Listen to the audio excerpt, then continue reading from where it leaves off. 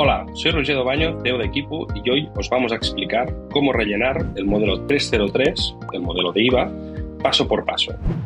Vamos a explicaros no solo cómo rellenarse, sino cómo lo hace Equipu para que este modelo se complete de forma automática.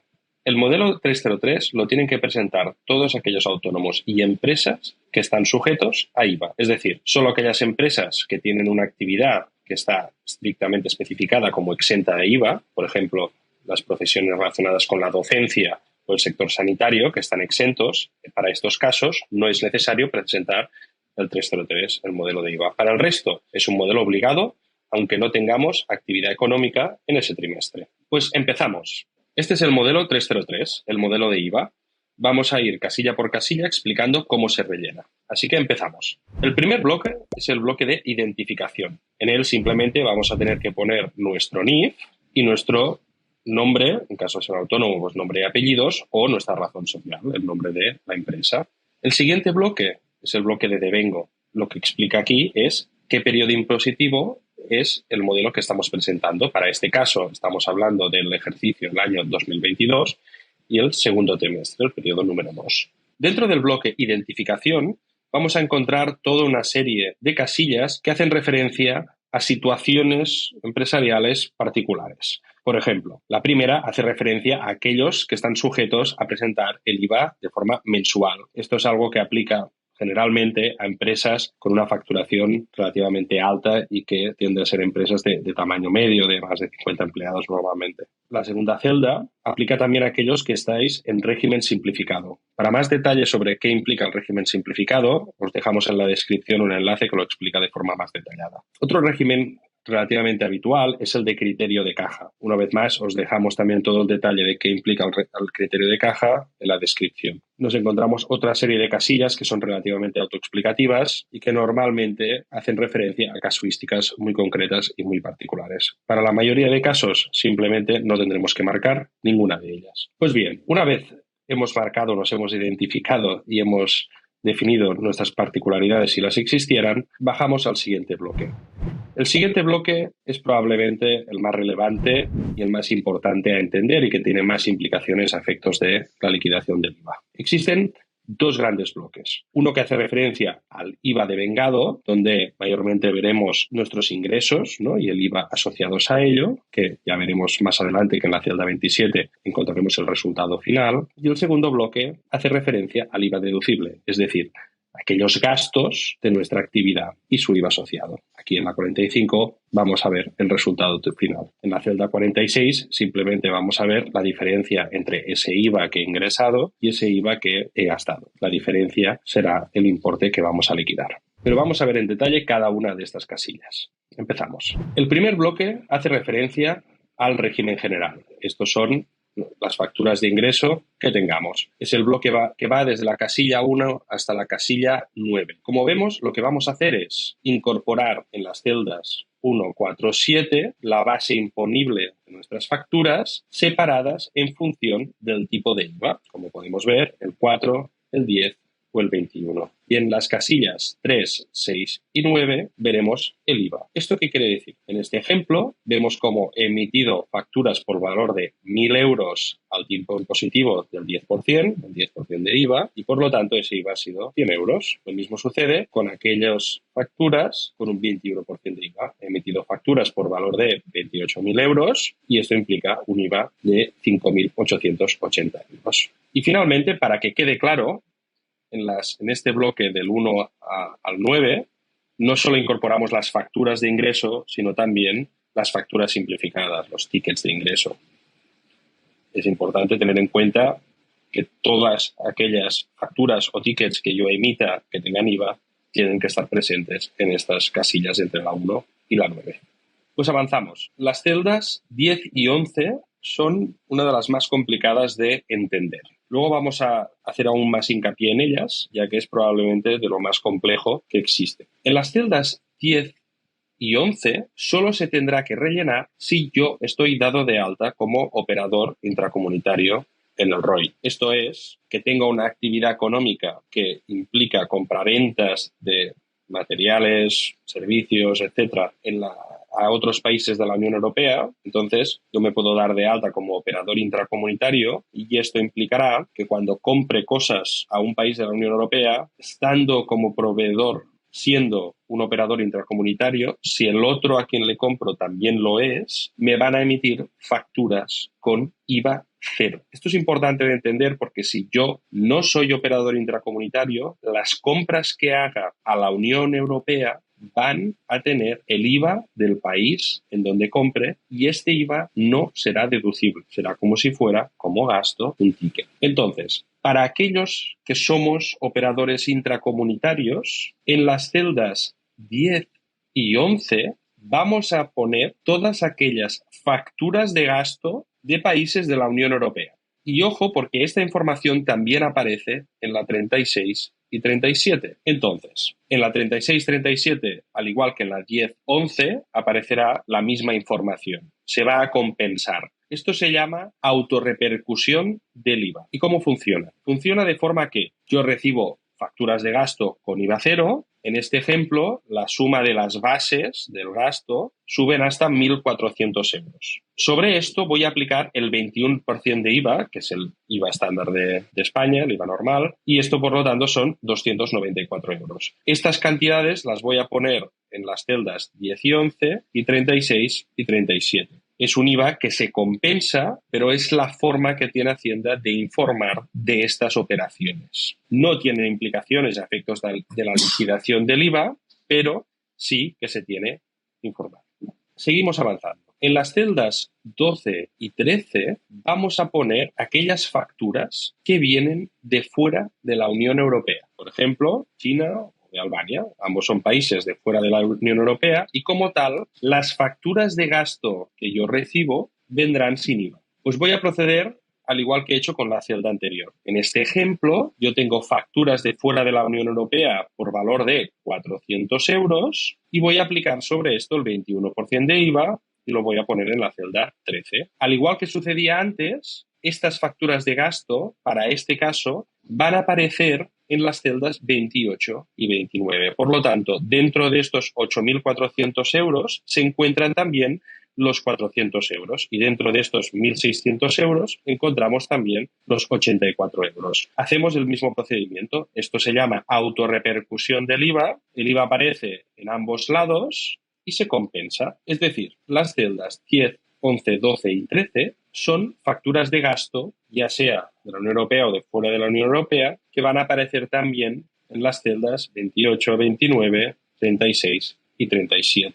En las celdas 12 y 13 también pondríamos facturas de ingreso con inversión del sujeto pasivo. ¿Esto qué es? Hay una serie de actividades económicas, como pueden ser los revendedores de bienes usados, el régimen que se conoce como REBU, por ejemplo, pues las tiendas de segunda mano, revendedores de móviles, o bien una serie de actividades económicas relacionadas con el sector inmobiliario, como pueden ser las promotoras. Para estos casos son negocios y actividades económicas que emiten facturas con IVA cero, aún no estando exentos de IVA como actividad económica, y es por ello que tienen que hacer este modelo y aplicarían una fórmula idéntica a la que hemos hablado. Computaríamos las facturas en la celda 12 y 13 y se compensaría.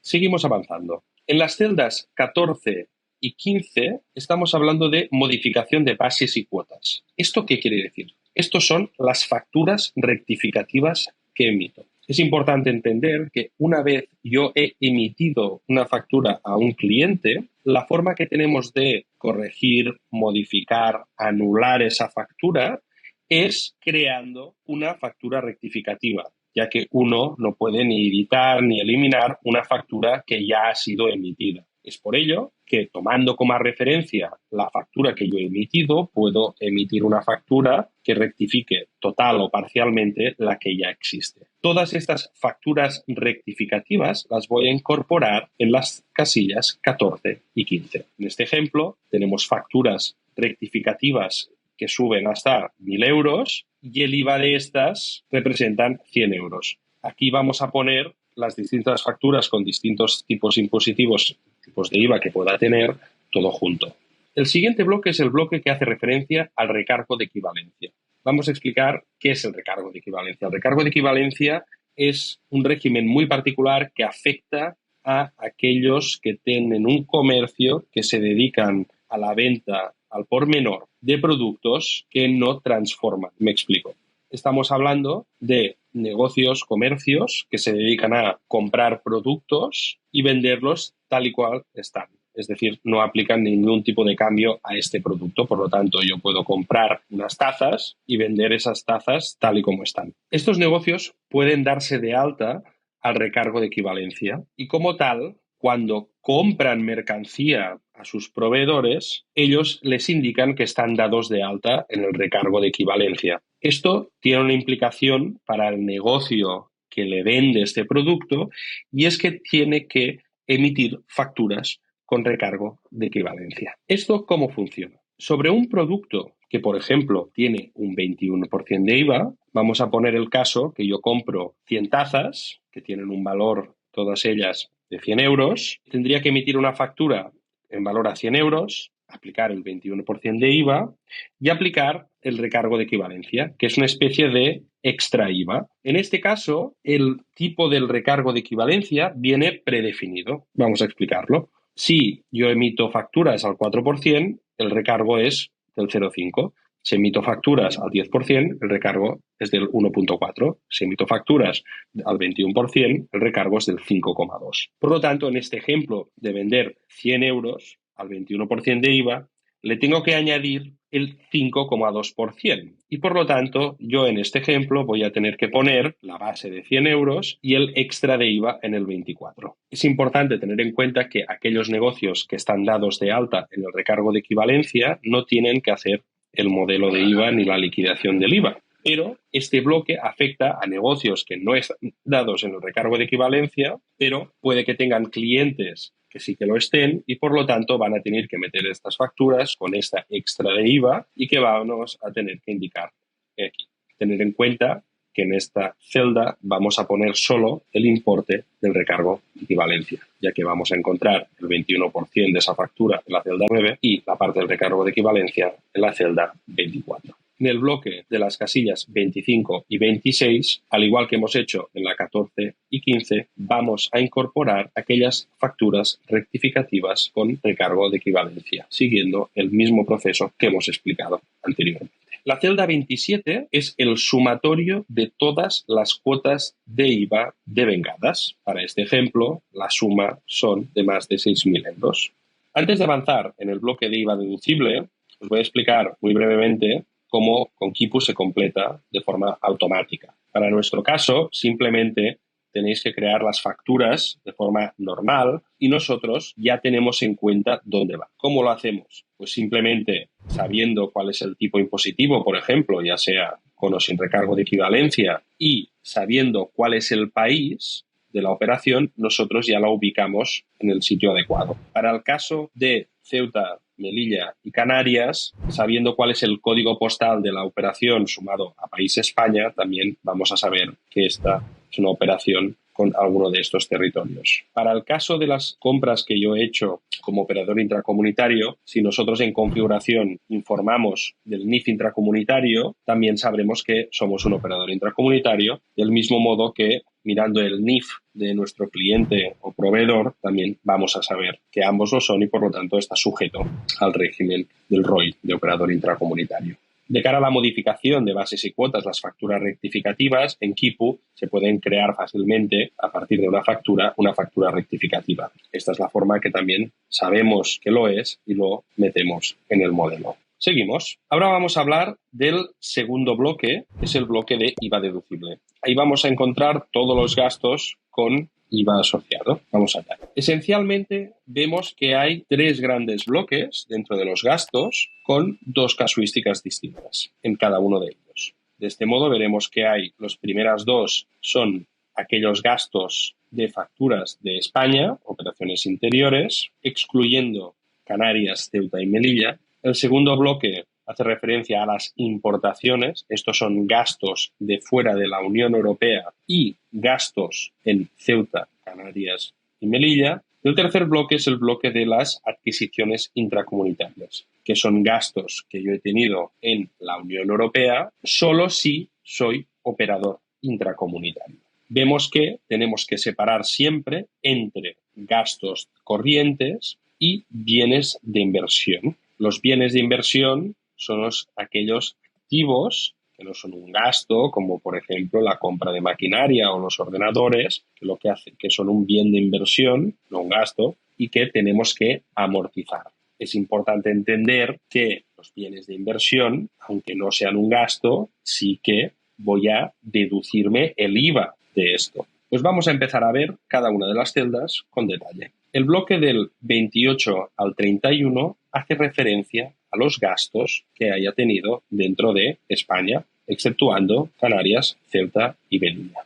En este ejemplo tenemos gastos por valor de más de 8.000 y de 4.000 euros, en el caso de bienes de inversión, que tienen el IVA de más de 1.600 euros y de más de 800 euros. Simplemente voy a poner las bases y las cuotas de IVA, todas juntas, independientemente de cuál ha sido el tipo impositivo. También en él vamos a poner, como hemos comentado antes, aquellas facturas de fuera de la Unión Europea y vamos a aplicar la autorrepercusión del IVA. Por lo tanto, también aquí vamos a encontrar facturas, por ejemplo, que tenga en gastos de China y se van a incorporar en la 28-29 y las vamos a compensar también poniéndolo en la 12 y en la 13.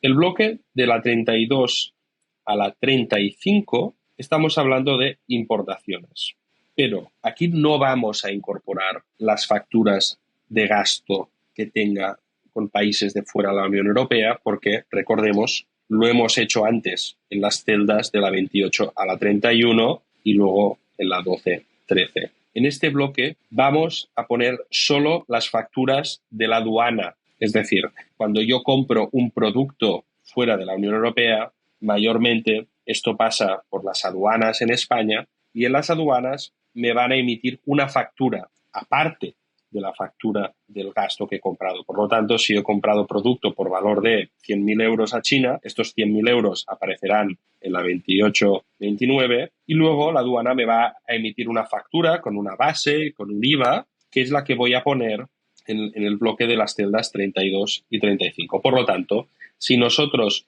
no tenemos facturas de la aduana, esto lo vamos a dejar siempre a cero. Seguimos avanzando en el bloque de adquisiciones intracomunitarias, que son las casillas de la 36 a la 39. Si yo no estoy dado de alta como operador intracomunitario, lo voy a dejar a cero. Para aquellos que estáis dados de alta, vamos a informar aquí. Como hemos explicado, para este ejemplo, tenemos facturas por valor de 1.400 euros en compras a la Unión Europea y aplicamos el 21% de IVA, que es el IVA estándar de España. Estos mismos montos los vamos a poner también en la 10 y en la 11, aplicando así la autorrepercusión del IVA. Es un IVA que yo no he pagado, estos 294 euros, pero es la forma de hacerle constar de esta operación a Hacienda. Lo voy a poner en la 37 y en la 11 y se va a compensar en los totales. En Quipu simplemente tenemos que informar de las facturas tal y como salen. No tenemos que hacer nada en particular. Nosotros, una vez más, mirando el país, mirando si has informado que eres operador intracomunitario o no, y con la propia información de la factura, ya completamos estas celdas de forma adecuada. Finalmente, en Quipu también podemos marcar si algo es un bien de inversión. Por defecto, informaremos como si fuera un gasto, pero para los casos que sea un bien de inversión, crearemos el gasto de forma normal y en opciones avanzadas lo marcaremos como bien de inversión, como activo y automáticamente ya se completarán las celdas de forma adecuada. Seguimos avanzando. En el bloque 40-41 vamos a incorporar aquellas facturas rectificativas de gastos que haya recibido. Sean del tipo que sean, del tipo impositivo que sean, yo lo voy a informar aquí. Una vez más, la forma de eliminar o editar una factura de gasto que haya recibido es mediante una factura rectificativa que me tiene que mandar mi proveedor. De este modo, vamos a informar aquí de esta casuística. Una vez más, va a ser en importe negativo para que al hacer el sumatorio cuadre. Las casillas 42, 43 y 44 representan casuísticas relativamente poco comunes y particulares. Ahí os invitamos a leer nuestro artículo para ver más detalle de estos 3 puntos. Finalmente, en la celda 45 voy a hacer el sumatorio de todas las cuotas. Para este caso, 2.748 euros. En la celda número 46 es el resultado de la celda 27 menos la celda 45 y viene a hacer referencia el IVA que me va a tocar a liquidar, que en este caso son más de 3.500 euros. Lo que hemos explicado es el bloque principal del IVA y el que tiene más efectos sobre la liquidación. A continuación vamos a ver cómo se acaba de completar el modelo, pero la mayoría de las que veremos a continuación son más bien de tipo informativo. La página número 2 del modelo 303 afecta al régimen simplificado. Recordemos que en la zona de identificación yo puedo marcar que estoy en régimen simplificado y entonces este modelo es el que tendría que rellenar. Para el vídeo, para el caso que nos ocupa, no vamos a hablar del régimen simplificado, así que os dejamos más detalle en la descripción sobre cómo funciona este régimen. Avanzamos entonces a la tercera página. La tercera página, la mayoría de campos son solo informativos. Es importante entender que Hacienda necesita que le informemos de todas nuestras operaciones. De un modo u otro, todas nuestras operaciones van a quedar registradas en los distintos modelos tributarios que presentemos, ya sean de IVA, retenciones, 130, etc. Es por ello que, aun siendo información que no tiene implicaciones sobre el IVA, no tengo que liquidar de nada, sí que Hacienda necesita que le informemos de estas operaciones para que le consten. Por lo tanto, el bloque que viene a continuación mayormente tiene estas características. Son estrictamente informativos. Empezamos. Estos bloques no son sencillos de rellenar ni son especialmente obvios, así que vamos a ir punto por punto y vamos a intentar explicar con mayor detalle cómo funcionan. Para más información os vamos a ir dejando enlaces que hablan estrictamente de cada una de estas casillas de forma más detallada para que los podáis mirar de forma tranquila y pausada. Pues bien, empezamos. La celda 59 vamos a poner todas las ventas que ha hecho a la Unión Europea. Una vez más, esta casilla solo aplica a aquellos que estemos dados de alta como operador intracomunitario. Una vez más, si yo no estoy dado de alta como operador intracomunitario, cuando emita una factura de ingreso a un país de la Unión Europea, voy a hacerlo con el IVA que toque. Si estoy sujeto al 21% de IVA, pues al 21% de IVA y lo voy a informar en la parte del IVA de ingresos de forma normal, igual que podría ser una venta a un país, a España. Pues bien, en este ejemplo, somos un operador intracomunitario y hemos emitido facturas por valor de 1.000 euros a clientes de la Unión Europea. Como tal, estas facturas, al ser operador intracomunitario, las he emitido con IVA cero. En la celda 60 voy a informar de las ventas de bienes a países de fuera de la Unión Europea. En la casilla 120 voy a poner las ventas de servicios afuera de la Unión Europea y además voy a incorporar también las ventas que haya hecho a Ceuta, Melilla y Canarias.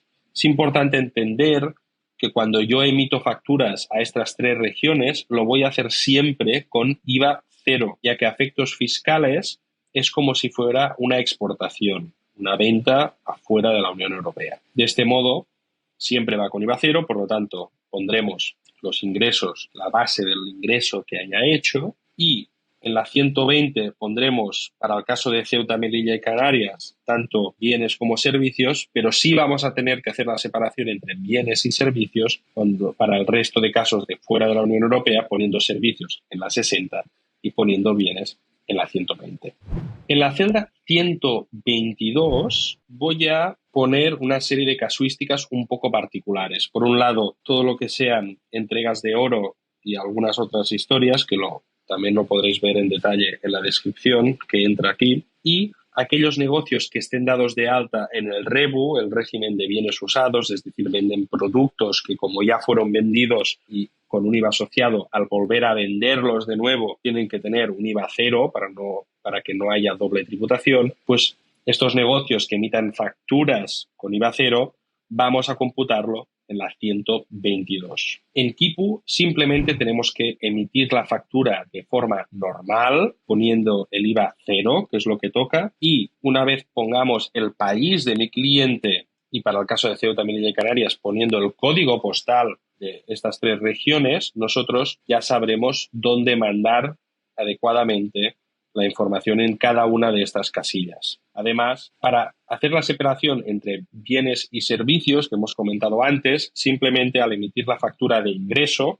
tenemos que categorizarlo contablemente de forma adecuada. De este modo, si pongo una 700, que es venta de mercancías, nosotros lo entendemos como un bien y lo categorizamos y lo mandamos a la casilla de forma adecuada. Para el resto de categorías de ingreso, nosotros lo entendemos como servicio, que es lo que es por definición, y lo mandamos también de forma adecuada. Pues seguimos con las celdas 123 y 124. Estas celdas aparecieron en 2022 por primera vez y hacen referencia a una normativa muy particular que nació en ese momento y que afecta a aquellos negocios que vendan productos online, ya sea como tienda o como marketplace. Básicamente, afecta para aquellas ventas que hagamos desde nuestro comercio electrónico o marketplace a particulares de la Unión Europea. Es decir, si yo vendo a empresas, esto no me afecta y utilizaríamos las reglas que hemos explicado anteriormente. Es importante entender que la legislación lo que cambió de forma más esencial fue que si a mí me compra alguien de un país de la Unión Europea, un particular, por lo tanto estamos emitiendo facturas simplificadas, tickets, tengo que poner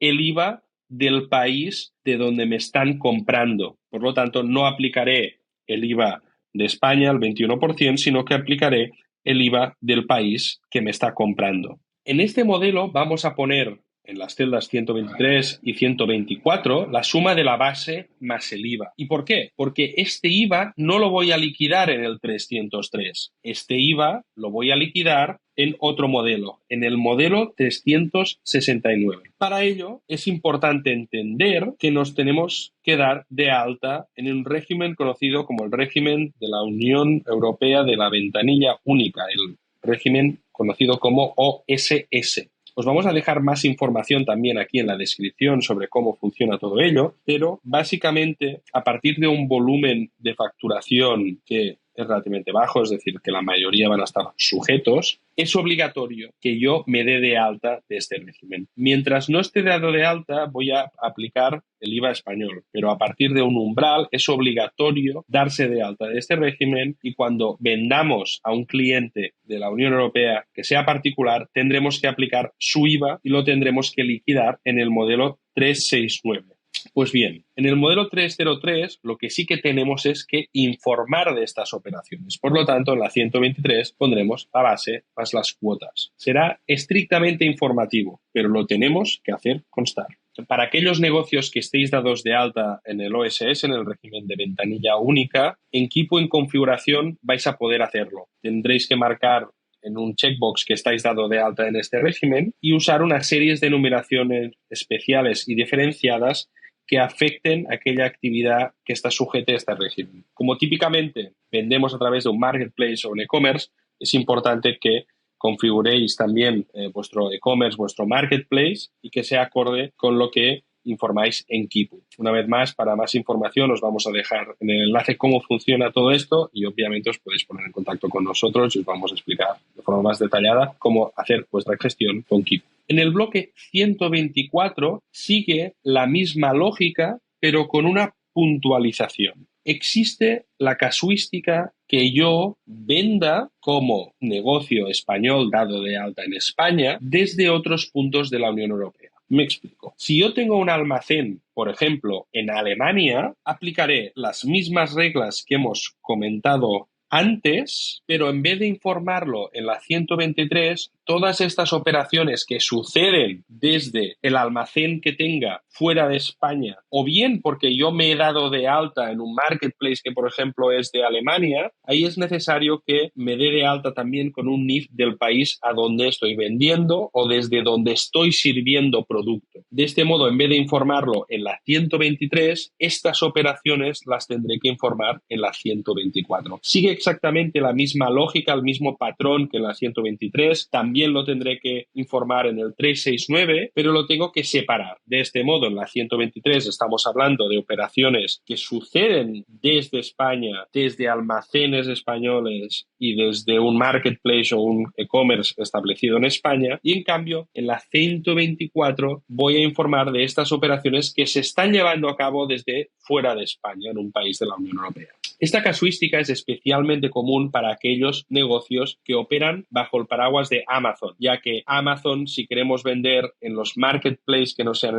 en España, ya que Amazon tiene varios marketplaces dentro de la Unión Europea, por ejemplo, en Alemania, si nosotros vendemos al marketplace alemán, tendremos que informarlo en la 124. Si desde Amazon el fulfillment lo hacemos a través de su infraestructura y están usando un almacén que no sea el español, por ejemplo, el almacén que tienen en Alemania o en Polonia, toda esta operativa la tendremos que hacer en el 124. Para aquellos que estáis dados de alta en Amazon, os dejamos también aquí una guía y una descripción en el enlace donde explica muy bien cómo lo hacemos en Keeput, cómo lo podéis hacer y cómo operamos. Es una casuística muy particular, de un tipo de negocio muy particular, aquellos que vendéis en Amazon, así que os dejamos todo el detalle y toda la descripción aquí abajo. Finalmente, en la 124 también hay una serie de regímenes especiales como son el tabaco o el alcohol que también van a ser informados aquí. El bloque de las 62, 63, 74 y 75 afecta únicamente a aquellos que estéis dados de alta al criterio de caja. Recordemos que si fuera el caso, lo tenemos que informar en la identificación que estoy en el criterio de caja, y este es un régimen que básicamente lo que está explicando es que solo puedo liquidar o deducir el IVA de aquellas facturas que he pagado o he cobrado. Si aún no he pagado esa factura, aún no la voy a liquidar. Por lo tanto, toda esa casuística especial la voy a informar en este bloque. Pasamos al bloque de resultado. Aquí vamos a ir ya consolidando toda la información y acabar de hacer algunas regularizaciones que puedan ser necesarios. La CEODA 76 especialmente afecta a todo lo que son impagos que pueda dar y que yo haya formalizado y regularizado a través de un proceso administrativo que existe. Pues bien, esta regularización la puede indicar especialmente nuevamente relacionada con impagos en la 76. La 64 simplemente es un sumatorio que tiene en cuenta la 46, que era la suma de IVAs ingresados más IVAs gastados, ¿no? Y lo imputaremos a la 64, pues teniendo en cuenta otras celdas como la 76 que hemos comentado antes. Por lo tanto, 3.500 euros es lo que me tocaría liquidar. Pero seguimos bajando. La 66 solo afecta a aquellos negocios que estéis en el País Vasco o Navarra, ya que tenemos que indicar las operaciones que he hecho con el territorio español y las que he hecho dentro del territorio vasco o navarro. Por lo tanto, si para el caso el 80% de mis operaciones ha sido con el territorio español, pues pondría que un 80%, asumiéndose que el 20% es con el territorio vasco, y aquí pondría la parte proporcional. Aquí en la 77 pondríamos facturas de la aduana que están pendientes aún de ingresar, una casuística una vez más muy particular. En la 110 voy a poner cuotas a compensar de periodos anteriores. Vamos a explicarlo. Si se diera el caso que el IVA de mis gastos es superior al IVA ingresado, por ejemplo, a mí me sale que he ingresado en concepto de IVA 100 euros, pero en cambio me he gastado en concepto de IVA más de 100 euros, esto daría un resultado negativo. Es decir, lo que yo he ingresado es inferior al IVA que he gastado y por lo tanto, en vez de yo dar dinero, ese dinero del IVA a Hacienda, me lo tendrían que ingresar. Esto durante el año no es posible. Lo que hacemos es ir acumulando estas bases negativas, estos IVAs negativos en el modelo 303. Por lo tanto, en este caso, en este ejemplo, es cero, pero si de algún modo Hacienda me debe 200 euros del primer trimestre, lo que voy a hacer es incluirlo aquí. De este modo, si en el ejemplo Hacienda me debe 1.000 euros, en vez de liquidar 3.500 euros, le restaríamos 1.000 euros y liquidaría 2.500 euros. En caso de que siga siendo negativo y seguiría acumulando a lo largo de los trimestres ese IVA que Hacienda de algún modo me tendría que pagar. Pues bien, si en la 110 íbamos acumulando aquel IVA que me debe Hacienda, en la 78 aparecería el IVA que me debería pagar Hacienda este mes, si fuera negativo, por lo tanto aún, ¿no?, el ingreso no supera el gasto, y la 87 simplemente es la diferencia de ello. Este resultado se pintaría luego en la 72. Ahora lo veremos. Finalmente, es importante entender que solo al final del año es cuando le puedo pedir a Hacienda que me devuelva este IVA. Es decir, en el cuarto trimestre, llegado el punto que Hacienda me debe dinero en concepto de IVA, es este el momento en donde puedo decidir si seguir compensando en los siguientes trimestres o bien pedir esa devolución. Como recomendación os diríamos que si este monto es relativamente pequeño, sigamos compensando, ya que cuando pido una devolución típicamente me van a pedir documentar toda la información. Probablemente me van a pedir todas las facturas de ingresos y gastos a lo largo del año y me lo van a mirar todo con lupa. Y además, probablemente van a tardar entre 6 y 9 meses a devolver este IVA, entre las comprobaciones, validaciones, verificaciones. Así que tened en cuenta que va a tomar típicamente 6 meses como mínimo para poder recibir este IVA. Por lo tanto, si los montos son relativamente pequeños o no tenemos una necesidad imperiosa de caja, es recomendable seguir compensando en los futuros trimestres. La celda 69, como podéis ver, son sumatorios. Lo que estamos haciendo es ir arrastrando los distintos ajustes, ¿no?, fruto de las compensaciones de periodos anteriores, etcétera, y lo pintaremos aquí. De este modo, la celda 70 simplemente hace referencia a una complementaria. Si yo he presentado el 303, he tenido un error, necesito hacer un cambio, la forma de hacerlo es presentando una complementaria y, por lo tanto, si hubiera algún cambio, lo apuntaríamos en la 70.